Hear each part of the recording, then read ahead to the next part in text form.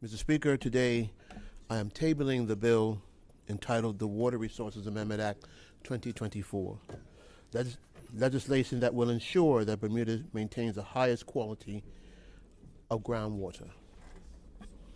Clean water is fundamental to public health and the sustainability of natural ecosystems. Ensuring the purity of this essential resource protects our communities' health and our island's economy, and preserves Bermuda's natural beauty for future generations. Monitoring groundwater quality and the status of the freshwater lenses is crucial to managing the island's water resources. To achieve these goals, we propose to implement a suite of amendments to the Water Resources Act 1975. Mr. Speaker, every 5 years, the Department of Environment and Natural Resources issues approximately 3,142 water rights to manage the use of groundwater from wells for various purposes. These include treating groundwater to make potable water, cooling water for buildings, toilet flushing, and irrigation. We also manage about 871 disposable boreholes for uses including discharging treated wastewater, road stormwater runoff, and cooling water returned from buildings.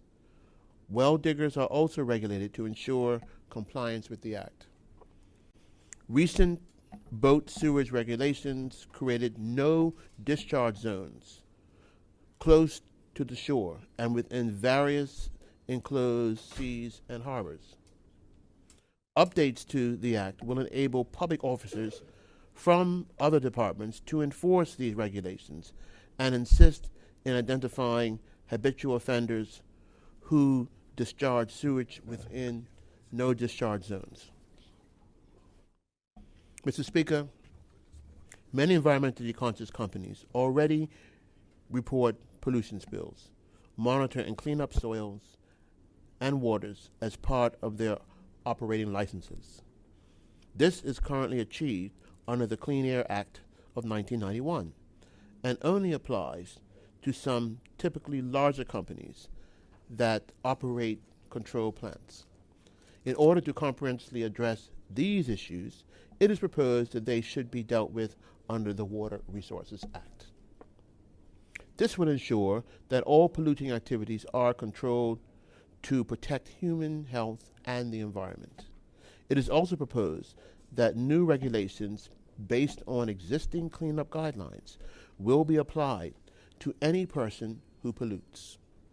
The new amendments will make it an offense not to report a pollution event, allow for pollution stop orders, and mandate the need for abatement and remediation of polluted ground and groundwaters. This will significantly enhance the government's ability to protect the environment. The proposed amendments establish pollution limits for the ground to help reduce the pollution of public water resources that are below ground and seawater, create environmental pollution standard under the new regulations, increase enforcement powers under the Water Resources Act 1975 and the Water Resources Prevention of Pollution by Sewage from Boats, Regulations 2018. Implement appropriate fines to deter behaviors that pollute the environment. Set timelines to report pollution events to authorities. Additionally, the government will provide best practice guidance online based on international processes from developed jurisdictions to inform the public how to reduce the risk of pollution spills. Mr. Speaker, due to the importance of these amendments, I invited the public to comment on these proposed legislative changes over a 3-week period and ended on July 10, 2024. Comments were largely discussed by DENR, the Department of Environment and Natural Resources, and consultees via email, including the Bermuda National Trust, MediWaste Limited, Skyport, Redco, and twice for the Bermuda Environmental Sustainability Task Force, known as BEST. Additionally, Denner held in-person consultation meetings with stakeholders, including Belco, Air Care, and the Ministry of Public Works. Mr. Speaker, as a result of these consultations, some resulted in subsequent minor amendments to the bill and were completed by the Attorney General's chambers. Offenses were adjusted to discriminate smaller and larger pollution events in the bill. Mr. Speaker, it is proposed that the Water Resources Act will be specifically amended. 1, to extend authority of public officers to enforce existing water resource prevention of pollution by sewage from Boats Regulations 2018 by extending permissions to enter upon any property or land to include any boat or vessel.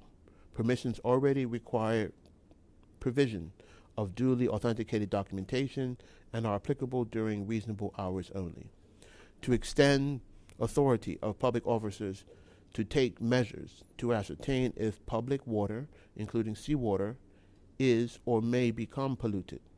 This is required to allow public officers to use, for example, inert dye tablets to prove culpability of suspected habitual sewage discharges from vessels within known discharge zones under the regulations. It is noted that vessel means any boat other than a larger vessel to which the Merchant Shipping Prevention of Pollution by Sewage and Garbage from Ships Regulation 2015 applies, to allow public officers powers to take soil samples for analysis, in addition to existing authority to take water and effluent samples, to establish if pollution to the ground is sufficient to cause pollution to groundwater, public water, to allow the minister to require by notice in writing any person responsible for causing pollution to the groundwater or sewage to 1, stop work immediately to prevent further pollution to the environment, such as with use of a pollution stop order, 2, to ascertain if the extent of the pollution, and 3, to provide 4, mitigation, remediation methods to address said pollution. With failure to comply with direction given would be considered an offense subject to appeal and should result in seizure of equipment used in contravention of the stop order. To increase penalties for offenses in line with current expectations up to a maximum of $20,000. To include marine outfalls under the definition of works to help manage discharges to the sea. To increase the minister's powers to make regulations that prescribe concentration thresholds for the protection of human and environmental health based on international best practice. To determine which public water, seawater, or any ground is deemed polluted. The concentration thresholds for ground would be varied depending on the proximity to groundwater, pond, coastline, or critical habitat, and whether the ground is used for zones for residential or commercial purposes. To increase the minister's powers to make regulations to include the need for landowners to, in certain cases, to keep records relating to storage of environmental liabilities on the site, fuels, oils, hazardous chemicals, etc., and to allow for procedures to be recommended to protect the environment against spillage. To allow the public officer to obtain and record information and statistics of hydrological and hydrogeological groundwater conditions and any level of pollution, and in the absence of agreement with compensation payable to the landowner for any damage caused for construction works. To extend authority under the bill to include police officers, including the Roban Regiment, Coast Guard unit, and other persons authorized by the minister in writing. To require persons to report to the minister as soon as practicable the discharge of any fuel, oil, wastewater, or hazardous chemicals into public water, seawater, or ground.